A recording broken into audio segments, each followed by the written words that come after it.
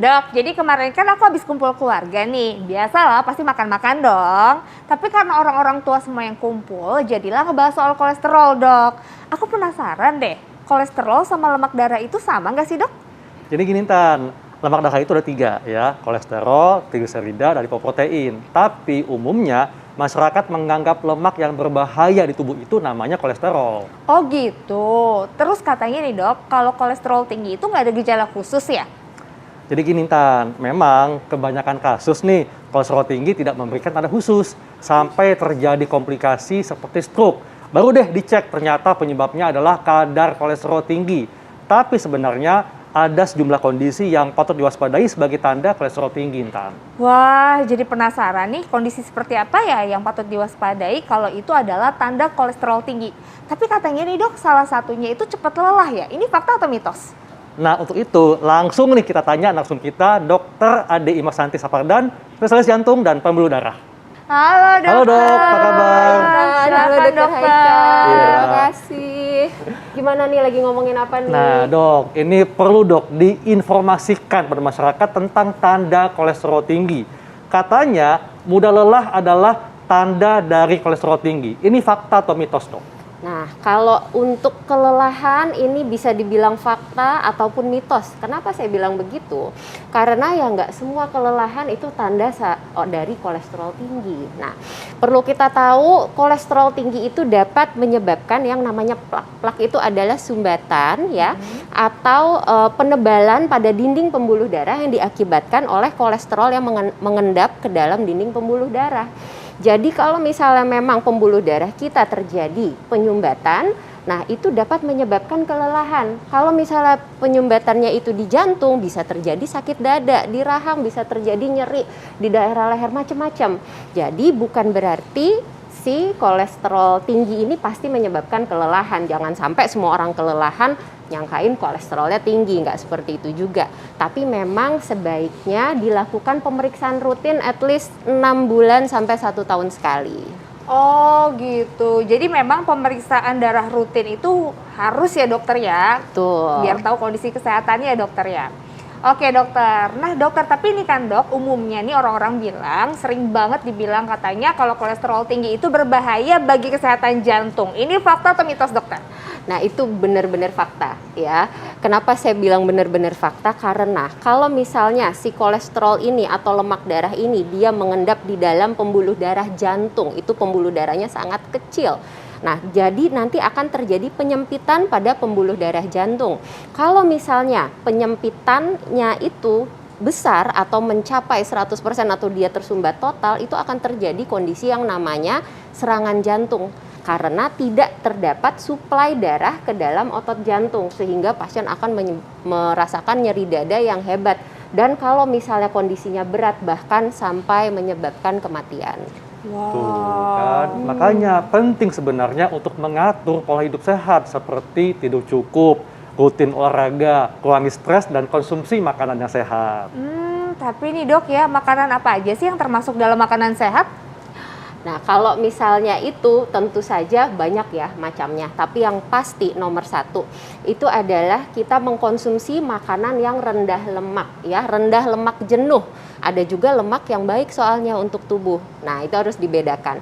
Lalu juga mengandung banyak serat. Nah, dan lainnya selain makanan, itu kita perlu perhatikan juga pola hidup sehat. Seperti tadi disebutkan Dokter Haikal ya, ada olahraga rutin ya, tidak sekali-sekali, 3-5 kali seminggu.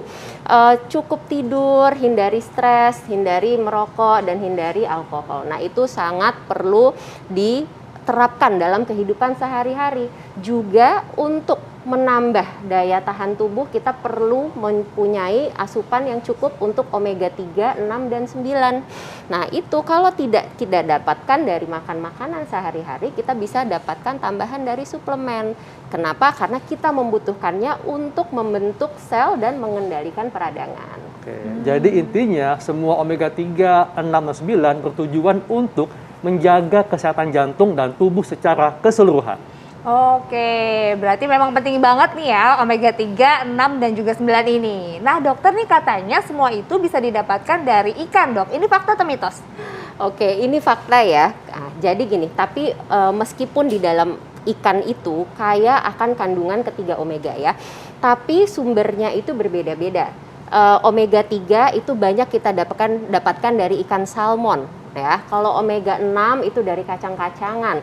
Omega 9 kita dapatkan dari makanan nabati seperti biji bunga matahari, minyak zaitun atau olive oil, almond hingga kemiri ya.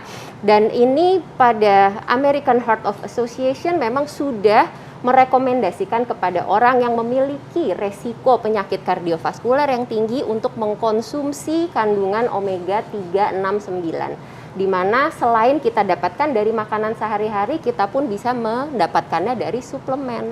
Wah, berarti kalau komplit gitu sih emang bener-bener harus dikonsumsi ya dok sehari-hari supaya kolesterol kita tetap terjaga. Terima kasih banyak dokter informasinya. Terima kasih kembali, semoga bermanfaat. Terima kasih.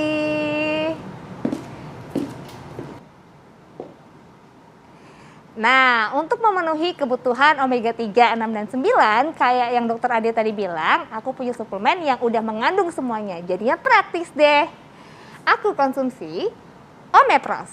Omepros bermanfaat untuk menurunkan lemak darah dan menjaga lemak darah tetap stabil. Omepros bersumber dari minyak ikan salmon dan minyak nabati atau vegetable oil, seperti flaxseed oil, safflower oil, canola oil, olive oil, dan blackcurrant seed oil yang tinggi akan omega 3, 6, dan 9. Perpaduan asam lemak esensial omega 3, 6, dan 9 yang ada dalam Omepros efektif untuk menurunkan lemak darah. Blackcurrant seed oil di dalam Omepros tinggi akan gamma linolenic acid yang bermanfaat sebagai anti peradangan untuk mencegah pengerasan dinding pembuluh darah dan memperkuat kelenturan pembuluh darah. Nah, perlu nih diinformasikan pada masyarakat, boleh dikonsumsi jangka panjang kan? Boleh dong, karena bersumber vegetable oil dari tanaman juga dari minyak ikan salmon yang mudah diserap oleh tubuh sehingga bisa dikonsumsi untuk jangka panjang. Dan untuk mengatasi kolesterol tinggi, penting diperhatikan aturan minum setiap obat dan suplemen. Nggak bersembarangan, Intan. Benar banget dokter. Untuk menurunkan lemak darah adalah 3 kali sehari, 1 soft kapsul pagi hari, 1 soft kapsul siang hari, 1 soft kapsul malam hari setelah makan. Dan untuk pemeliharaan cukup 1 kali sehari 1 soft kapsul saja. Lalu bisa didapat di mana? Omepros bisa dibeli di apotik, di toko obat, toko online seperti Shopee dan juga Tokopedia. Dan saat ini lagi ada potongan harga khusus di Indomaret loh. Oke, jangan lupa Intan untuk selalu terapkan pola hidup sehat, jaga berat badan supaya nggak berlebihan, rutin olahraga, tidur cukup, dan batasi konsumsi makanan yang mengandung kolesterol tinggi untuk menjaga supaya kualitas hidup tetap baik dan terhindar dari berbagai penyakit termasuk penyakit jantung dan stroke. Bener banget dok. Kalau gitu mulai sekarang aku harus terapin pola hidup sehat dan juga rutin konsumsi Omepros. Pemirsa, jangan kemana-mana, kami akan kembali dengan informasi kesehatan lainnya tetap di Hidup Sehat.